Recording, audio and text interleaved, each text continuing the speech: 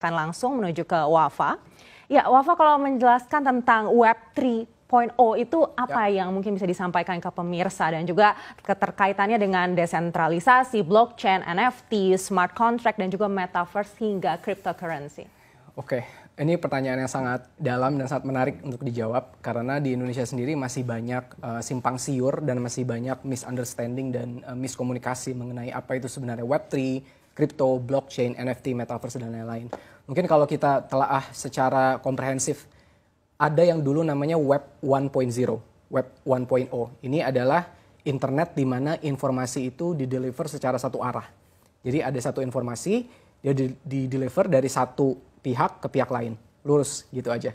Kemudian ada Web 2.0, di mana partisipan di internet, artinya pengguna internet, itu juga bisa memberikan informasi ke pihak yang tadinya di Web 1.0 tadi dia hanya bisa menerima gitu. Jadi kalau di Web 2.0 itu sudah terjadi dua arah. Jadi kita juga bisa meng-create konten, kita bisa membagikan informasi ke orang lain, tapi ada central authority. Ada central authority, ada mediator, ada penengah yang menentukan mana yang bisa ditransmit informasinya, mana yang tidak gitu ya. Konsepnya sih simpelnya seperti itu. Nah, Web 3 adalah fenomena di mana pertukaran informasi atau konten ini terjadi secara universal ke semua arah. Jadi bukan hanya satu arah, bukan hanya dua arah, tapi ke semua arah dan tidak ada lagi central authority.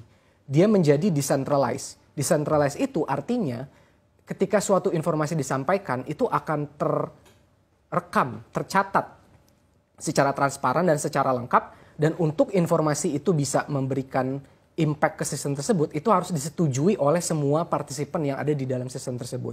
Ini adalah kunci dasar dari 3.0 sebenarnya. Nah, kalau kita bicara blockchain, apa sih sebenarnya blockchain?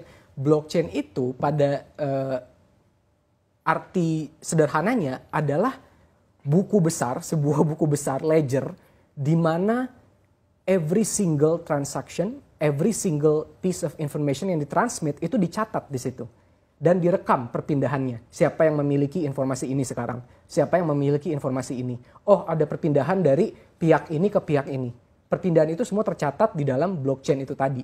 Dan dia tidak bisa dipalsukan, tidak bisa dihack, tidak bisa ditipu. Kenapa? Karena untuk perubahan itu terjadi di dalam blockchain, semua partisipan di dalamnya harus memverify itu. Gitu ya. Jadi ada beberapa sistem, mungkin kita nggak bisa terlalu detail di sini, tapi intinya prinsipnya semua partisipan yang ada di dalam sistem blockchain harus memverify perubahan itu. Kalau ada satu aja, satu node aja, satu pengguna aja yang tidak bisa memverify, maka bisa dibilang itu tidak terjadi perubahan gitu. Jadi perubahannya tidak terimplementasikan gitu. Nah, itu sistem blockchain. Ini berbeda dengan sistem non blockchain di mana ketika ada perubahan informasi, misalnya saya mengirimkan uang ke Mas Wilson gitu ya. Nah, itu nanti ada central authority yang melihat, oh di Wafa uangnya berkurang, di Wilson uangnya bertambah. Nah, kalau di blockchain, ketika saya melakukan perpindahan informasi tadi dari wallet saya ke wallet Mas Wilson misalnya, itu semua orang di dalam sistem harus memverifikasi itu. Dia harus memverifikasi itu. Nah, itu adalah konsep dasar dari blockchain. Crypto aset itu seperti apa? Crypto aset atau NFT pada dasarnya adalah aset atau objek yang kepemilikannya itu dicatat di dalam buku besar ini tadi.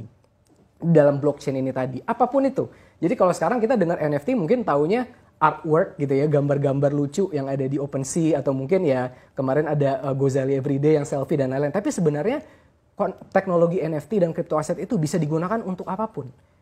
Bukan cuma artwork, bukan cuma foto, bukan cuma video, tapi bisa misalnya catatan rumah sakit, catatan kriminal, misalnya catatan kependudukan, misalnya catatan keuangan.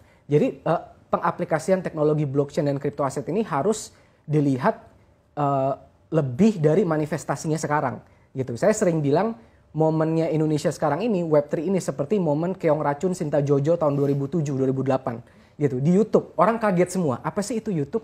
Kok bisa ya jadi terkenal dan dapat uang dari YouTube? Semua langsung bikin video di YouTube ya kan. Tapi ada proses kagetnya di situ, ada proses belajarnya. Nah, Web3 dan NFT ini sama. Kita sedang dalam proses pembelajaran. Akan banyak mungkin hal-hal yang lucu dan hal yang unik dan yang mungkin agak nyeleneh gitu ya terjadi di Web3. Tapi semua ini nanti akan semua menjadi dewasa. Dan pada akhirnya semua juga akan terjadi di Web3. Seperti bagaimana semua yang tadinya terjadi di Web 1.0 terjadi juga di Web 2.0. Nah, apa itu Metaverse? Metaverse itu pada dasarnya adalah menggabungkan semua konsep tadi NFT, crypto asset, blockchain, smart contract. Nanti kita sedikit bicara tentang smart contract di dalam satu lingkungan virtual. Jadi metaverse itu adalah kolektif, semua hal itu ada dan dia menjadi seperti dunia yang kita hidupi sekarang, tapi dia terjadi di dalam blockchain. Jadi orang bertransaksi menggunakan crypto aset, kemudian dia membeli NFT sebagai asetnya, mungkin rumahnya nanti tanahnya dalam bentuk NFT. Ketika ada perubahan informasi terjadinya bukan disimpan di server atau di data center, tapi di blockchain gitu. Dan semua terjadi secara virtual dan biasanya menggunakan augmented reality atau virtual reality devices. Nah, ini adalah sebenarnya bentuk metaverse yang sebenarnya. Kalau suatu metaverse tidak memiliki salah satu elemen dari yang saya sebutkan tadi, entah itu crypto atau NFT atau blockchain, itu bisa dibilang bukan NFT dalam arti yang sebenarnya. Karena NFT dalam arti sebenarnya adalah menggabungkan semua elemen-elemen tadi menjadi satu dunia virtual itu yang berkesinambungan dan konsisten. Nah, terakhir mungkin smart contract itu apa? Nah, ini juga biar masyarakat Indonesia mengerti. Smart contract pada dasarnya adalah hanya beberapa baris perintah atau kode yang menentukan parameter kalau terjadi ini maka terjadi ini. Kalau terjadi ini, maka terjadi ini. Dan itu diimplementasikan across all Web3 elements, entah itu crypto, blockchain, atau metaverse. Jadi pada dasarnya smart contract itu seperti aturan yang sama-sama disetujui oleh pengguna di blockchain tersebut atau metaverse tersebut, bagaimana meregulasi nilai suatu aset dan lain-lain. Baik, lalu seperti apa dampaknya terhadap perekonomian Indonesia? Oh, dampaknya sangat-sangat luar biasa. Sangat-sangat luar biasa. Karena yang kita harus ingat sekarang itu, di Indonesia masih banyak yang belum terjamah oleh rekening bank. Masih belum banyak yang terjamah oleh credit card, sehingga tidak memiliki credit scoring. Kalau tidak memiliki credit scoring, berarti tidak bisa